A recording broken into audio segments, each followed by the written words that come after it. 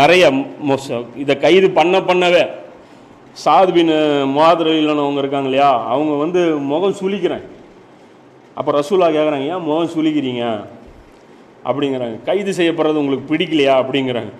அப்போ அவர் சொல்கிறார், ஆமாம் இவங்க கொல்லப்படுறதை நான் விரும்புகிறேன் அப்படிங்கிறேன். இவங்களுடைய ஆண்கள் வந்து கொல்லப்படணும், இது வந்து நான் கைது செய்கிறத நான் விரும்பலை அப்படிங்க. இவருடைய குணம் பாருங்க.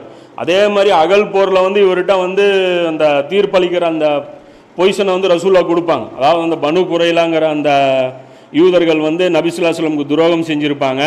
அதாவது முஸ்ரிக்குகளுக்கு உதவி செஞ்சு அந்த வழியை வந்து ஓப்பன் பண்ணி விட்டுருப்பாங்க. அப்போ பின்னாடி வந்து என்ன பண்ணுவாங்க, ரசூல்லா வந்துட்டு இவங்களுக்கு தீர்ப்பளிப்பாங்க, என்ன தண்டனை உங்களுக்கு கொடுக்கறது. அப்போ தான் அவங்க சொல்லுவாங்க, நீங்கள் தண்டனை கொடுக்காதீங்க, சாத் பின் முஆத் என்ன தண்டனை சொல்கிறாரோ அதை நாங்கள் ஏற்றுக்குவோம் அப்படிங்கிறாங்க.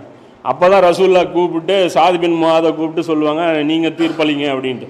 அப்போ கூட ரசூல்லா சொல்லுவாங்க, உங்களுடைய தலைவர் வந்திருக்கார் அப்படின்னு சொல்லி அவர் தலைவர்னு ரசூல்லா சொல்லுவாங்க. அப்போ அவர் வந்துட்டு இதுதான் சொல்லுவார், ஆண்களை கொன்றுங்க. ஃபிரௌன் என்ன பண்ணானோ அதை சொல்லுவார், ஆண்களை வந்து கொன்றுங்க, பெண்களை சிறைப்பிடிச்சிருங்க, இவங்களுக்கு இதுதான் தண்டனை, இவங்களுக்கு இதுதான் கரெக்டு அப்படிம்பார். அப்போ ரசூல்லா சந்தோஷப்படுவாங்க. சந்தோஷப்பட்டு சொல்லுவாங்க, நீங்கள் அரசனுடைய தீர்ப்பை கொடுத்துருக்கீங்க. அப்போ உள்ளம் பாருங்க, இவருக்கு வந்து அந்த அல்லாஹ்வுடைய விருப்பத்துக்கு ஏற்றவாறு சிந்திக்கக்கூடிய ஒரு மனிதர் இவர்.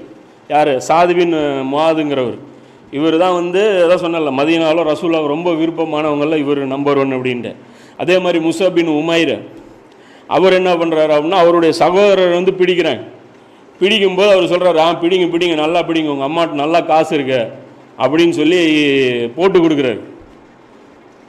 முஸஅப் பின் உமைர் அவர் இதெல்லாம் பார்த்தீங்கன்னா ரஹீக்கில் 279 பக்கத்துலேயும் 279 இது ஃபுல்லாக வருது. அப்போ பிணை கைதிகள்லாம் பிடிக்கப்படுறாங்க. அந்த இடத்துல கூட இவர் கேட்குறாரு, ஒரு சகோதரனுக்கு இதுதான் நீ பண்ணுற ரெக்கமெண்டா அப்படின்னு சொல்லிட்டு. அப்போ அவர் சொல்கிறாரு, சகோதரன் நீ கிடையாது, இவங்க தான் எங்களுக்கு சகோதரர் அப்படிங்கிறாங்க. இது ரொம்ப ஒரு முக்கியமான ஒரு கமெண்ட். அது ஏன்னா முஸ்லீம் எப்படி இருக்கணும் அப்படிங்கிறதுக்கு இது இந்த உலகத்தில் வந்திருக்கிறோம். இங்கே வந்து சகோதரனை அல்லாஹ் ஒருத்தனை ஏற்படுத்தியிருக்கிறான்.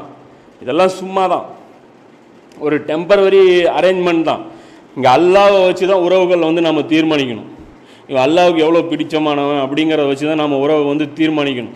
நாம் வந்து இந்த மாதிரி இருக்கணும். அதுதான் சொல்கிறாங்களே, ஈமானுடைய சுவைனா என்ன, ஒருத்தரை நேசித்தா அது அல்லாஹ்வுக்காக நேசிக்கணும், ஒருத்தரை வெறுத்தா அது அல்லாஹ்வுக்காக வெறுக்கணும் அப்படின்ட்டு. அந்த உள்ளம் அந்த அளவுக்கு பக்குவப்பட்டுருணும். அந்த மாதிரி பக்குவப்பட்ட சஹாபாக்களில் சாத் பின் முஆத் ஒருத்தர், இவரும் ஒருத்தர். யார்? முஸஅப் பின் உமைர் அப்படிங்கிறவர். அவரும் வந்து அவர் ரொம்ப முக்கியமான சஹாபி. எனக்கு ரொம்ப பிடிச்ச சஹாபி அவர் முஸஅப் பின் உமைர்.